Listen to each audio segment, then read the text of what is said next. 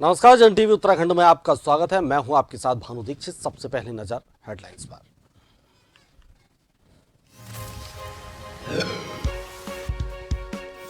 चारधाम यात्रा की तैयारियों को लेकर सीएम धामी ने की समीक्षा बैठक। तीर्थयात्रियों के ऑनलाइन पंजीकरण के लिए खुला पोर्टल। श्रद्धालुओं की संख्या सहित कई फैसलों पर लग सकती है मुहर।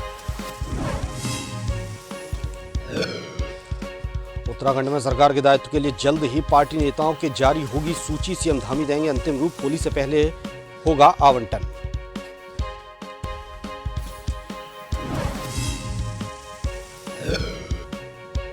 एआईसीसी की सूची में नाम नहीं होने से उत्तराखंड कांग्रेस नेताओं में नाराजगी। प्रदेश प्रभारी देवेंद्र यादव को खड़ा किया कटघरे में। बीजेपी ने कहा अंदरूनी कलह से मिलेगी मजबूती। उत्तराखंड में निकाली गई न्याय यात्रा बेटियों को लेकर दिल्ली से चितई मंदिर से हुई शुरू। किरण नेगी के पिता भी हुए शामिल।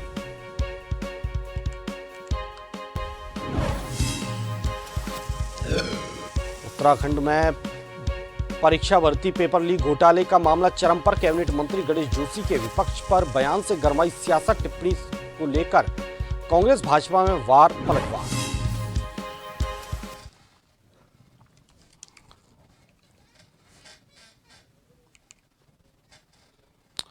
और खबर है विस्तार से। उत्तराखंड के मुख्यमंत्री पुष्कर सिंह धामी ने पूर्व मुख्यमंत्री और महाराष्ट्र के पूर्व राज्यपाल भगत सिंह कोश्यारी से उनके डिफेंस कॉलोनी स्थित आवास में भेंट की। मुख्यमंत्री ने कोश्यारी के साथ राज्य के विकास से संबंधित विभिन्न समसामयिक विषयों पर चर्चा की।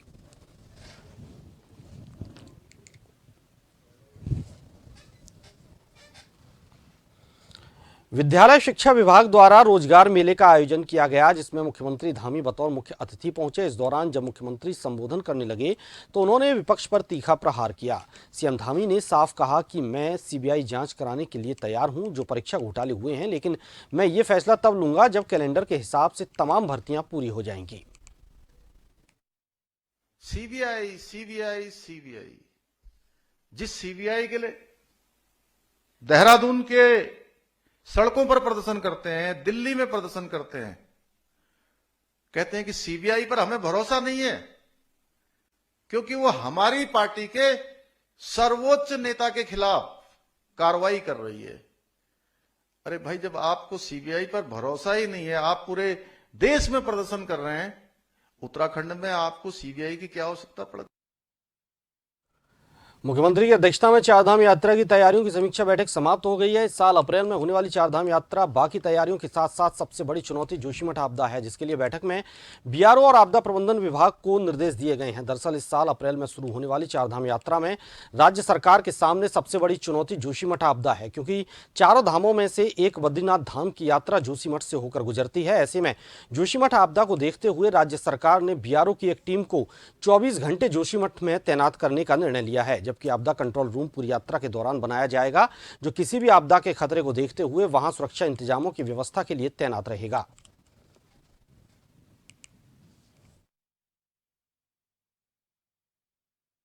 यहाँ बीआरओ के लोग भी थे। वो जो सड़क जोशीमठ के अंदर से गुजरती है वो बीआरओ मेंटेन कर रहा है और बीआरओ के अधिकारी भी वहाँ थे और बीआरओ की टीम पूरी वहाँ रहेगी 24 घंटे। हमारे भी आपदा का एक कंट्रोल रूम जोशीमठ में रहेगा, ताकि अगर कोई जो वहाँ स्थिति है, सड़क में दराड़ वगैरह कोई नहीं आती है तो तुरंत उसका परीक्षण किया जाए। वहाँ इक्विपमेंट भी रहेगा, मशीनरी भी रहेगी, उसका कारण पता लगाया जाएगा। क्योंकि यात्रा में आप जानते हैं कि काफ़ी लंबी कतार लग जाती है। अगर आधा घंटा भी सड़क बंद हो जाए तो बहुत लंबी लाइन लग जाती है, इसलिए ज़्यादा इकट्ठी ट्रैफिक ना हो सके, इसलिए वहाँ पूरा कंट्रोल रूम रहेगा, पूरी व्यवस्था रहेगी। अगर कोई ऐसी परिस्थिति आती है तो तुरंत उसका इलाज किया जाएगा। ये नहीं कि कहीं संस्था को पहले कहा जाएगा वो जांच करने आएंगे, इतना समय हम नहीं दे सकते। इसका पूरा आज निर्णय हो गया है, पूरी व्यवस्था की जाएगी, यात्रा उसी रोड से चलेगी। उत्तराखंड भाजपा के प्रदेश अध्यक्ष महेंद्र भट्ट का कहना है कि सरकार में दायित्व के लिए जल्द ही पार्टी नेताओं की सूची मुख्यमंत्री पुष्कर सिंह धामी को सौंपी जाएगी। उन्होंने होली से पहले दायित्व आवंटन की उम्मीद जताई है। भाजपा प्रदेश कार्यालय देहरादून में पत्रकारों से बातचीत में भाजपा प्रदेश अध्यक्ष ने कहा कि पार्टी नेताओं को सरकार में दायित्व को लेकर काफी होमवर्क हो चुका है। संगठन के स्तर पर उनकी संदर्भ में कई बार बातचीत हो चुकी है। जल्द प्रभारी से बातचीत के बाद मुख्यमंत्री पुष्कर सिंह धामी को सूची सौंपी जाएगी।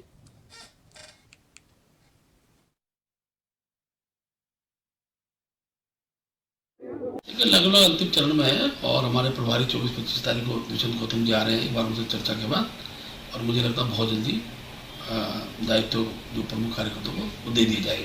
तो क्या माना, संगठन भी ये महसूस कर रहा है कि नहीं, महसूस देना ही होता है, महसूस का विषय नहीं है। हर बार दिया जाता है कार्यकर्ता, अभी क्योंकि संगठन हमारा बन रहा था और मुझे बताते हुए खुशी है कि हमने बहुत जल्दी अपना संगठन बन रहा तक सारे मोर्चे प्रकोष्ठ हमने गठित कर दिए हैं। अब बहुत से कार्यकर्ता हैं जो हमको जिनका सहयोग सरकार में लेना है, ऐसे सभी कार्यकर्ताओं को हम दायित्व देंगे। उत्तराखंड की बेटियों को न्याय दिलाने की मांग को लेकर मातृभूमि सेवा पार्टी के द्वारा पूरे उत्तराखंड में न्याय यात्रा निकाली जा रही है, जिसमें किरण नेगी के पिता भी शामिल हुए। न्याय यात्रा दिल्ली के चित्तई मंदिर से शुरू हुई और देहरादून होते हुए आज कोटद्वार पहुंचे। किरण नेगी के पिता ने बताया कि जिस तरह से उनकी बेटी को 11 साल से न्याय नहीं मिल पाया है, इसी तरह के हालात अंकिता भंडारी के साथ न हो, इसलिए वो इस न्याय यात्रा में शामिल हुए और अंकिता भंडारी के जो हत्यारे हैं, इस न्याय यात्रा के जरिए भगवान गोलजू महाराज के दरबार में अर्जी लगाई जाएगी, जिससे भगवान दोषियों को सजा दिला पाएंगे, जिससे दोनों बेटियों को इंसाफ मिल पाएगा।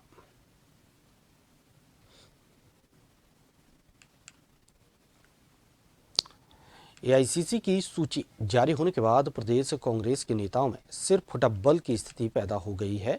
एआईसीसी की सूची में नाम न होने के चलते कांग्रेस के कई नेता नाराजगी जाहिर कर चुके हैं, तो वहीं प्रीतम सिंह ने भी प्रदेश प्रभारी देवेंद्र यादव को कटघरे में खड़ा किया है। उधर इस प्रकरण को लेकर भाजपा ने अपनी प्रतिक्रिया जाहिर की है। राजपुर रोड से विधायक और प्रदेश प्रवक्ता खजान दास ने कहा कि जिस तरह से कांग्रेस में अंदरूनी कलह चल रही है, उससे बीजेपी को और मजबूती मिलेगी।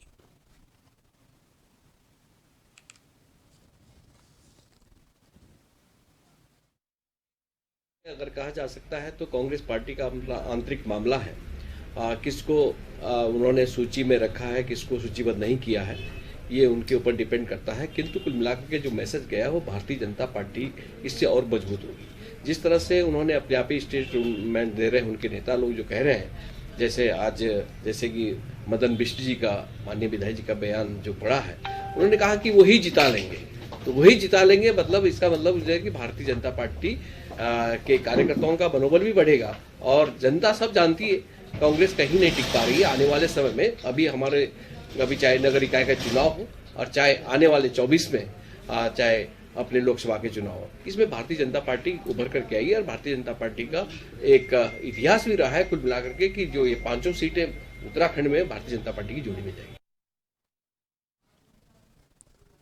यूकेपीएससी द्वारा आयोजित पीसीएस मेंस परीक्षा बसों में कर सकेंगे मुफ्त सफर। उत्तराखंड परिवहन निगम की बसों में 100% निःशुल्क होगी यात्रा। सचिव अरविंद सिंह हांकी ने जारी किया आदेश।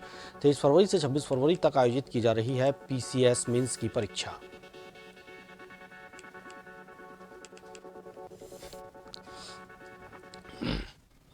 मंगलवार को लक्सर तहसील सभागार में एसडीएम गोपाल राम बिनवाल के नेतृत्व में तहसील दिवस का आयोजन किया गया। इस दौरान तहसील दिवस में कुल 12 शिकायतें हैं, जिनमें से मौके पर 4 शिकायतों का निस्तारण किया गया। बाकी शेष बची शिकायतों को निस्तारण के लिए संबंधित विभागों के अधिकारियों को सौंपा गया है।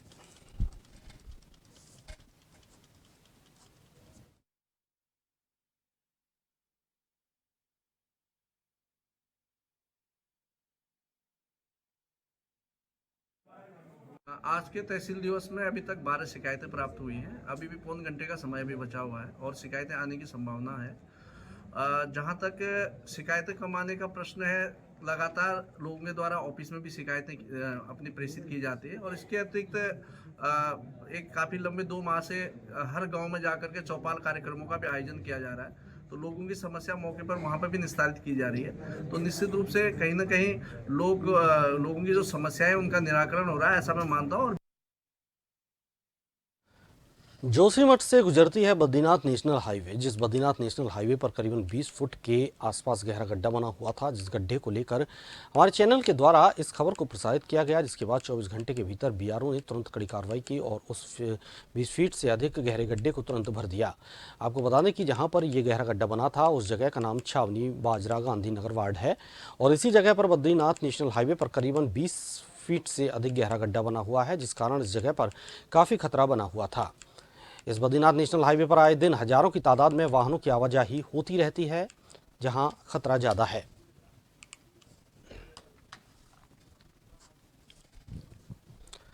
प्रदेश के सरकारी स्कूलों के छात्र छात्राओं को सरकार हर महीने 600 रुपए से लेकर 3000 रुपए तक छात्रवृत्ति देगी। विभाग की ओर से इसका प्रस्ताव तैयार कर शासन को भेज दिया गया है। शिक्षा मंत्री डॉक्टर धन सिंह रावत के मुताबिक इसके लिए 100 करोड़ से अधिक का प्रावधान किया जाएगा। इस पर सैद्धांतिक सहमति मिल चुकी है और प्रस्ताव कैबिनेट में लाया जाएगा। प्रदेश मीडिया प्रभारी मनवीर चौहान ने कहा कि राज्य सरकार द्वारा लगातार शिक्षा की गुणवत्ता को बढ़ाने के लिए काम किया जा रहा है। इसी क्रम में अब मेधावी छात्रों को सरकार द्वारा छात्रवृत्ति योजना का लाभ दिया जाएगा। प्रकार से हमारे प्रदेश की जो भौगोलिक स्थिति है, अधिकतर ग्रामीण क्षेत्र हों चाहे शहरी क्षेत्र हों, हमारे सरकारी विद्यालयों में ही अधिकतर मध्यम वर्गीय और जो गरीब तबके के लोग हैं उसमें ही शिक्षा ग्रहण करते हैं अधिकतर छात्र। इसको लेकर के हमारे यशस्वी मुख्यमंत्री माननीय पुष्कर सिंह धामी जी ने जो छात्रवृत्ति का ऐलान किया है, निश्चित रूप से हमारे प्रदेश में जो मध्यम वर्गीय जो बच्चे हैं उनको इसका लाभ मिलेगा। और साथ ही जो हमारे सरकारी जो विद्यालय हैं उन विद्यालय जिस प्रकार से छात्रों की संख्या भी की कमी लगातार हो रही थी, उसको लेकर के भी एक में सुधार आएगा। और इसमें आगे जो हमारे जो मध्यम वर्गीय बच्चे हैं उनका भविष्य भी स्वर्णिम होगा। इसको लेकर हम जिस तरह से सरकार ने जो ऐलान किया है वो निश्चित रूप से बहुत ही सराहनीय कदम है। राष्ट्रीय ग्राम स्वराज अभियान के तहत जिले की टीम सितारगंज ब्लॉक पहुंचे। इस दौरान ग्राम पंचायत सदस्य और ग्राम प्रधान भी उपस्थित रहे। सभी ग्राम प्रधानों को राष्ट्रीय ग्राम स्वराज अभियान के तहत जानकारी देते हुए बताया कि हर ग्राम सभा को स्वच्छ कैसे बनाया जाए, कि अपनी ग्राम सभा के अंदर कूड़ा जलाया न जाए बल्कि डस्टबिन के अंदर डाला जाए।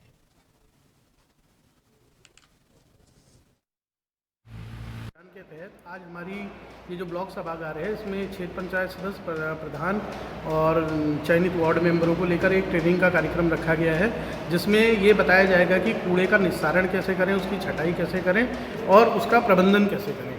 तो उसको लेकर एक वर्कशॉप लगाई गई है, जिसमें ज़िले की तरफ से हमारे बोरा जी और हमारे ब्लॉक की तरफ से हमारे BDO साहब और कई प्रधान और क्षेत्र पंचायत सदस्य पहुँचे, क्योंकि कूड़ा एक बहुत बड़ी समस्या बन चुका है। स्वराज योजना के तहत आज सितारगंज ब्लॉक में 2 दिवसीय ट्रेनिंग का कूड़ा प्रबंधन पर आयोजित किया जा रहा है। जो भी ग्राम पंचायतों से निर्वाचित सदस्य हैं उनको यहाँ पे कूड़ा प्रबंधन के बारे में 2 दिवसीयों की ट्रेनिंग कराई जाएगी, जिसमें हम लोग इनको इस विषय में बताएंगे कि कूड़ा प्रबंधन को कैसे किया जाए, इसका निपटारा और इसका निवारण कैसे किया जाए, जिससे कि आने वाले टाइम में हम एक स्वच्छ भारत और स्वच्छ ग्राम का नियुक्ति कर सकें।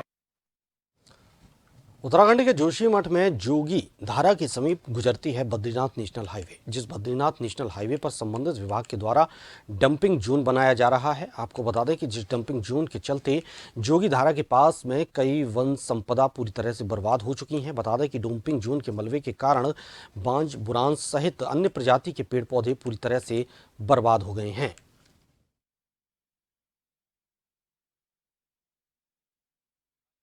ब्रेक के लिए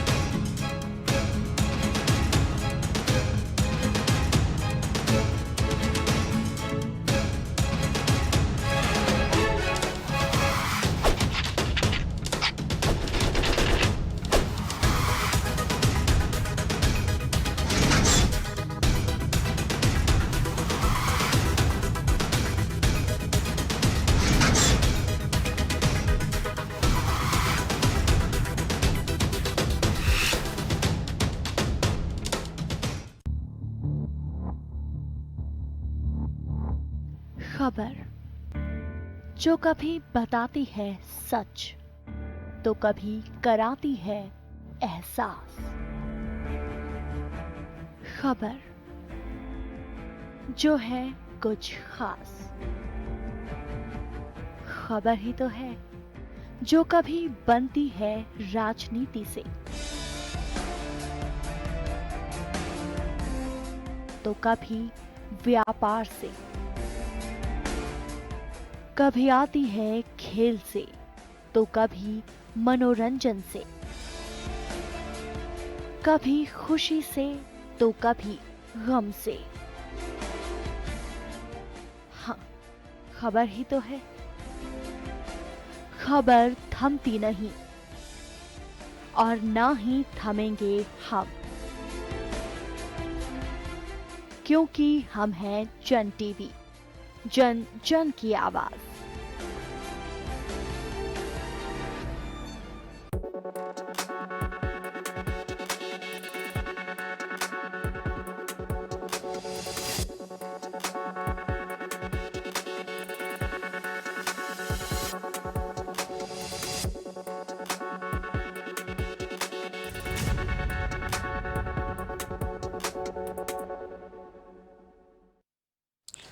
ब्रेक के बाद आपका स्वागत है। आगे बढ़ते हैं। उत्तराखंड के जोशीमठ में जोगीधारा के बद्रीनाथ नेशनल हाईवे, जिस बद्रीनाथ नेशनल हाईवे पर संबंधित विभाग के द्वारा डंपिंग जोन बनाया जा रहा है। आपको बता दें कि जिस डंपिंग जोन के चलते जोगीधारा के पास में कई वन संपदा पूरी तरह से बर्बाद हो चुकी हैं। बता दें कि डंपिंग जोन के मलबे के कारण बांज, बुराश सहित अन्य प्रजाति के पेड़ पौधे पूरी तरह से बर्बाद हो गए हैं।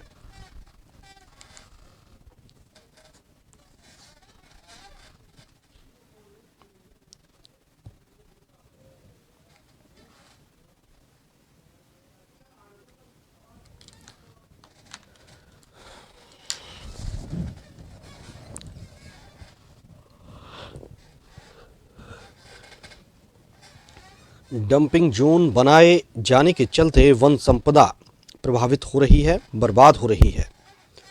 डंपिंग जोन के मलबे के कारण बांज, बुराश सहित अन्य प्रजाति के पेड़ पौधे पूरी तरह से बर्बाद हो गए हैं।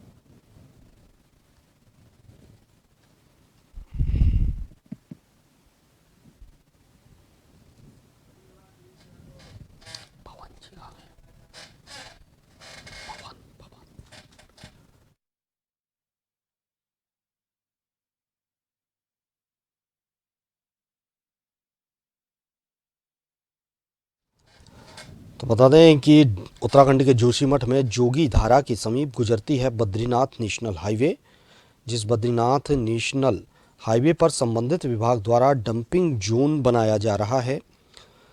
बता दें कि जिस डंपिंग जोन के चलते जोगीधारा के पास में कई वन संपदा पूरी तरह से बर्बाद हो चुकी हैं। ज्यादा जानकारी के लिए संवाददाता नवीन भंडारी हमारे साथ जुड़े हुए हैं। नवीन, जोशीमठ में डंपिंग जोन बना दिया गया है जिसके चलते वन संपदा प्रभावित हो रही है, पूरा मामला क्या है? ये जोशीमठ से करीबन 3 किलोमीटर की दूरी पर जोगीधारा नामक पर्यटक स्थल के ठीक सामने पर डंपिंग जोन बनाया गया संबंधित विभाग के द्वारा। लेकिन बड़ी बात तो यह है कि संबंधित विभाग की साफ साफ लापरवाही इस जगह पर देखी जा रही है। बड़ी बात तो यह है कि जहां पर डंपिंग जोन बनाया गया है ठीक उसके करीब में करीबन सैकड़ों की तादाद में जो फलदार वृक्ष है, चाहे जंगली वृक्ष की बात की जाए, तो उन वन संपदाओं को काफी नुकसान वहां पर देखा जा रहा है। जी आखिर इससे वन संपदा प्रभावित हो रही है, क्या शासन प्रशासन के स्तर पर कोई कार्रवाई इसमें नहीं की गई? जी बिल्कुल बताना चाहूंगा कि जिस तरह से हमारा जो हम कल पहुंचे थे, हमारी चैनल सबसे पहले उस खबर को प्रकाशित कर रहा है, लेकिन अब देखना ये और बाकी रह जाएगा कि आखिर प्रशासन आखिर क्या कदम उठा पाएगा इस मामले को लेकर, क्योंकि लगातार जिस तरह से वहां पर डैम्पिंग जोन बनाए गए हैं, ऐसे में जो वन संपदा है, लाखों का नुकसान वन विभाग को इस वक्त देखने को मिल रहा है। ऐसे में जो अब आने वाला समय ही बता पाएगा कि आखिर प्रशासन क्या कदम उठा पाएगा। जी बहुत बहुत शुक्रिया नवीन आपका तमाम जानकारी के लिए।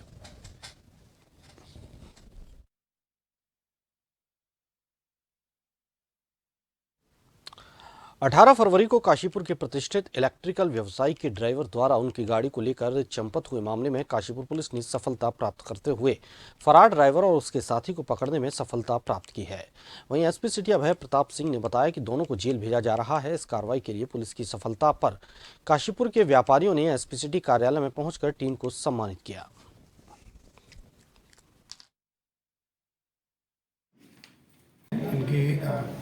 इन्होंने एक अपनी इनोवा चालन के लिए एक ड्राइवर रखा था, अमित कुमार नाम के लड़के को, जो बदायूं का रहने वाला था। और उस लड़के ने जो इनको आईडी वगैरह दी थी, जो आधार कार्ड दिया था, वो सब उसने एड्रेस और उस सब सारी चीज़ें उस तरीके का दे दिया था।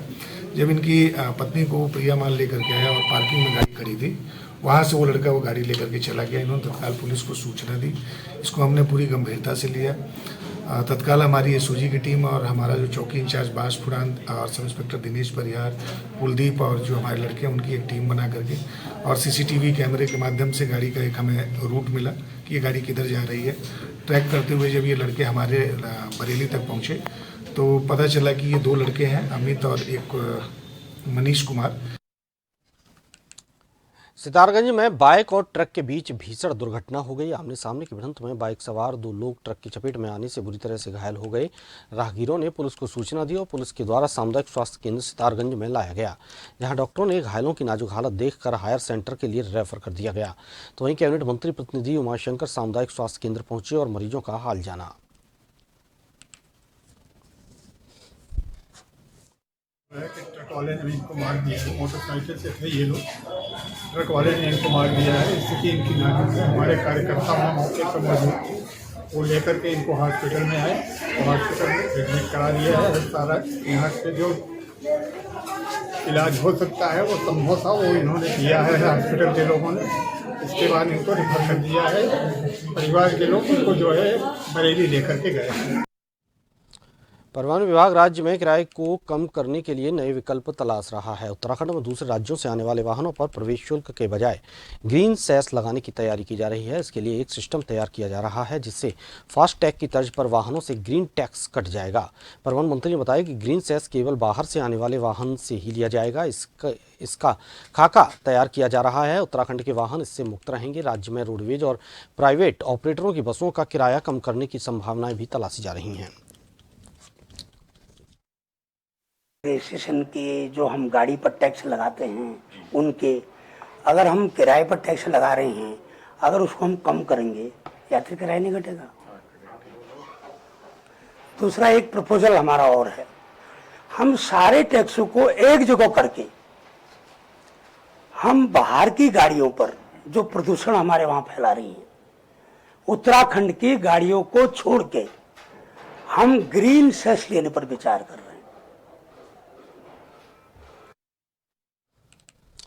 देहरादून में चेन स्नेचिंग के मामले लगातार बढ़ते जा रहे हैं, जिस पर पुलिस कार्रवाई भी कर रही है। ताजा मामला नेहरू कॉलोनी पुलिस ने शातिर चेन लुटेरों को गिरफ्तार किया है। पुलिस ने आरोपी के पास से 2 सोने की चेन और 2 बाइकें बरामद की हैं। आरोपी बिजनौर का रहने वाला है और वर्तमान में कोटद्वार में रह रहा था। एसपी सिटी ने मामले का खुलासा करते हुए बताया कि आरोपी ने चेन महिलाओं के गले से छीनी। पहला चेन पेंडेंट 9 तारीख की शाम अम्बेवाला गुरुद्वारे के पास बद्रीश कॉलोनी रोड और दूसरी चेन दीपनगर में छीनी और उसे किसी अन्य को बेचकर स्प्लेंडर बाइक खरीदी।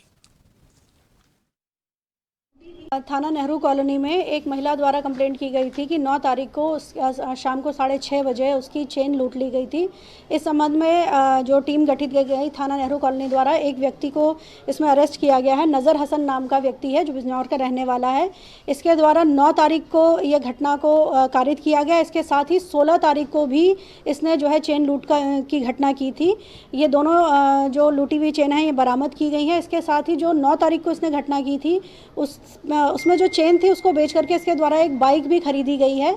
तो घटना में प्रयुक्त बाइक और वो नई खरीदी हुई बाइक दोनों को जो है बरामद किया गया है।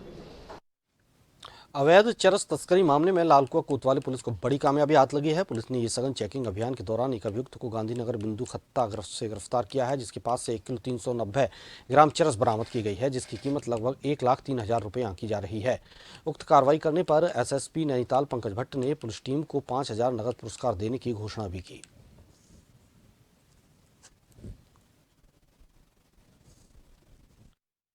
जैसे कि लालकुआ पुलिस के कुछ लोग जो चरस और इन सब चीज़ों का अवैध व्यापार करते हैं, वो कुछ लोग पहले से रडार पे थे। उसी क्रम में कार्रवाई करते हुए एक जो ये गांधीनगर फर्स्ट में जो अभियुक्त हैं, इनको 1 किलो 390 ग्राम चरस के साथ में रंगे हाथों पकड़ा गया है। 2,950 रुपये भी जो कैश है बरामद हुआ है, और उसका ये कहना है कि उसने ये चरस बेच के ये पैसे कमाए हैं। और इस तरह के और भी अभियुक्त हैं जो क्षेत्र में हैं, उनके खिलाफ भी हम लगातार धरपकड़ और कार्यवाही कर रहे हैं। इन्वेस्टिगेशन उसमें चल रही है कि ये कहाँ से लेके आते थे और कौन लोग जो है इनके खरीदार थे।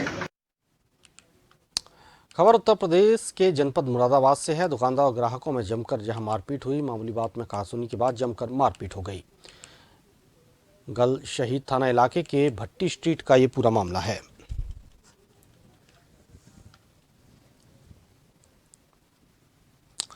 इसी के साथ जन उत्तराखंड में फिलहाल इतना ही। नमस्कार।